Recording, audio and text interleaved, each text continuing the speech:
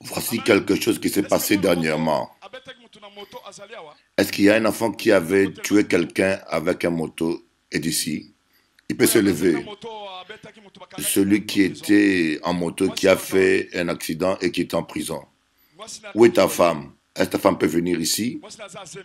Ta femme est enceinte. Il faut que vous voyez ce qui se passe dans le monde des ténèbres.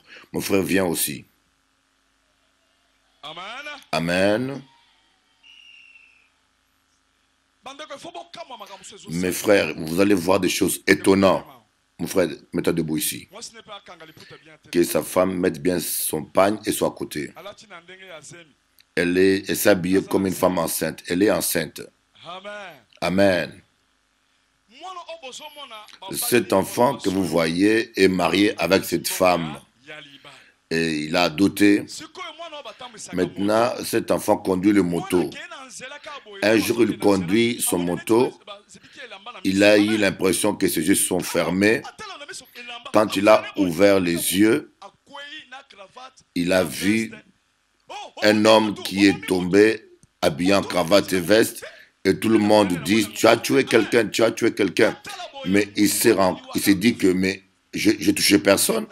Et il regarde, il voit quelqu'un par terre, qui est mort par terre, qui avait 26 000 francs. Et on a pris ce monsieur, on l'a mené à la morgue, il était mort.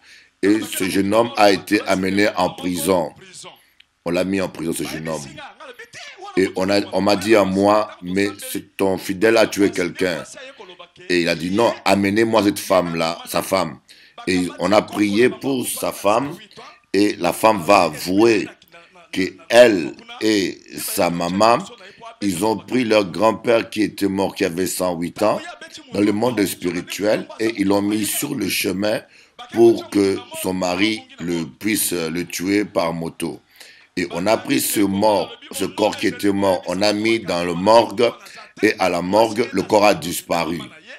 Et moi, j'ai dit à la police, cet homme n'a tué personne parce que cet homme-là, qui vous dites qu'il était mort, son corps a disparu, il n'existe pas parce que sa femme a voué la sorcellerie. Et la police est allée à la morgue, ils se sont rendus compte que le corps du mort a disparu. Et cette femme va avouer qu'elle est sorcière et que dans le monde spirituel, elle et sa mère, ils ont fait ce montage et ce corps n'existe pas. Maintenant, à vous, dis toi-même ce qui s'est passé. Amen, Église. Amen, Église. Bon.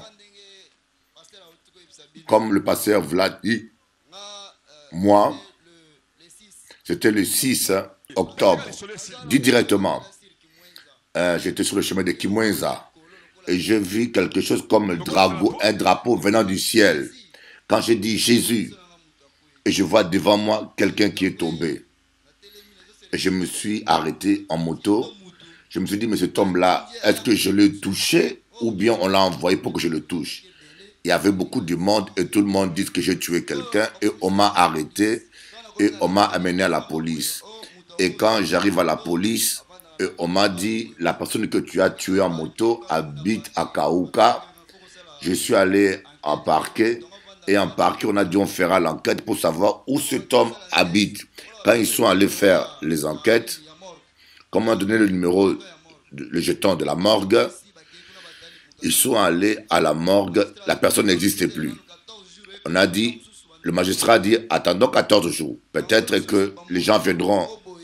Et dans la sorcellerie, ils ont monté encore, envoyé quelqu'un dans la sorcellerie qui est venu dire que il est le fils de ce mort.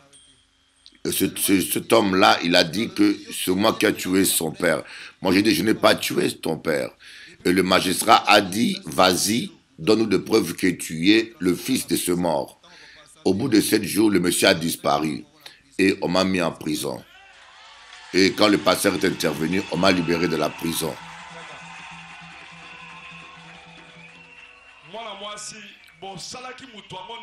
Femme, comment avez-vous monté cet homme-là qui était mort? Comment vous avez fait ça? Comment vous avez pu jeter cet homme sur le chemin de ton mari? Ce qui était cet homme-là, c'était mon grand-père.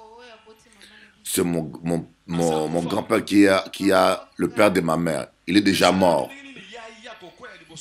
Comment ça s'est-il passé que cet homme qui était mort puisse tomber sur le chemin? On l'a réveillé là où il était mort pour qu'il tombe sur le chemin devant le moto de mon mari, pour que mon mari soit arrêté et pour qu'il aille mourir en prison. Pour qu'on arrête ton mari, oui, et qu'il aille mourir en prison. Maintenant, tu es enceinte. Tu as une grossesse de ton mari. Mais pourquoi ta mère veut tuer ton mari? Es-tu contente? Non, ma maman n'était pas d'accord que nous, les filles, qu'on puisse se marier. Maintenant, maman est où? Maman est en Bujimaï. Et ce grand-père-là, quand vous avez fait ce montage, comment avez-vous pu le sortir du séjour, là où il était mort, pour le mettre devant la moto? C'est ma mère qui a fait ce montage-là. Il l'a envoyé par le vent. Mais ta mère fait quel travail dans la sorcellerie?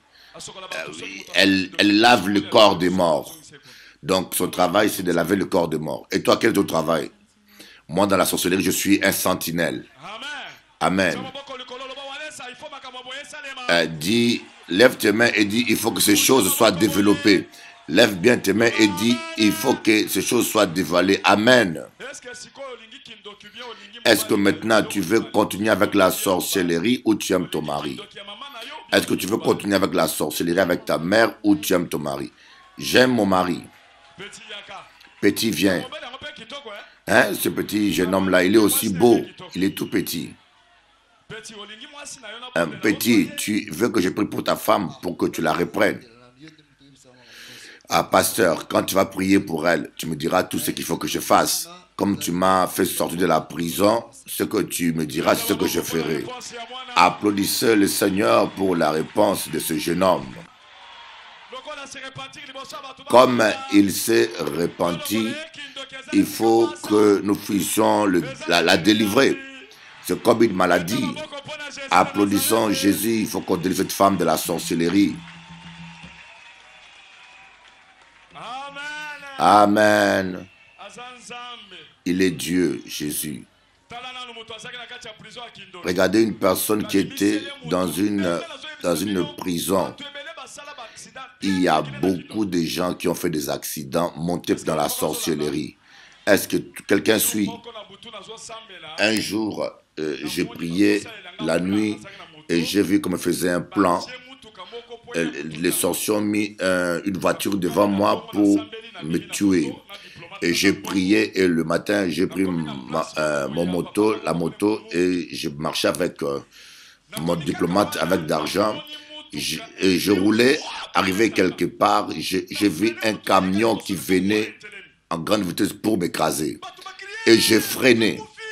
Les gens criaient, non, quelqu'un est mort. Et je continue encore à rouler et il y a encore un autre camion qui est venu pour m'écraser et je me suis arrêté encore. Et je me suis levé, j'ai dit, Satan, me voici. Maintenant, envoie un camion pour me tuer. Il y a beaucoup d'accidents qui se passent dans la journée, mais c'est de la sorcellerie.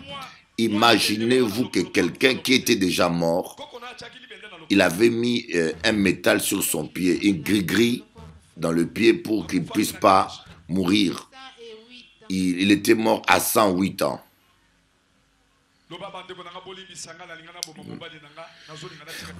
Dis, mes frères, pardonnez-moi parce que je voulais tuer mon mari.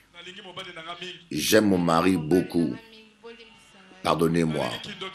Je ne veux pas de la sorcellerie. Je renonce à la sorcellerie.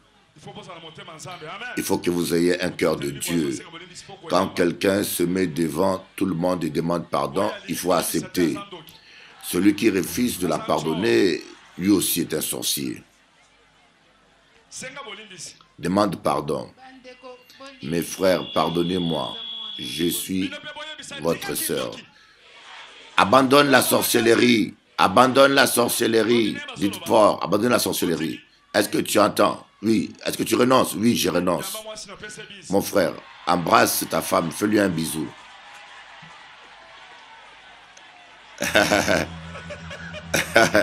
Fais-lui un bisou. Et le problème des bises est ici. Mon Dieu. Fais-lui un bisou.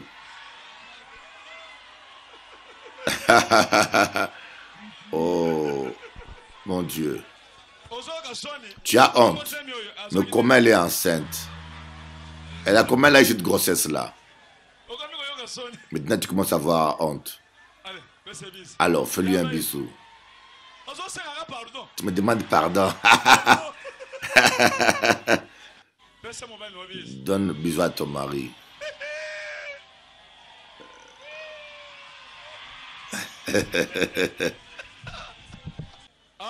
Amen.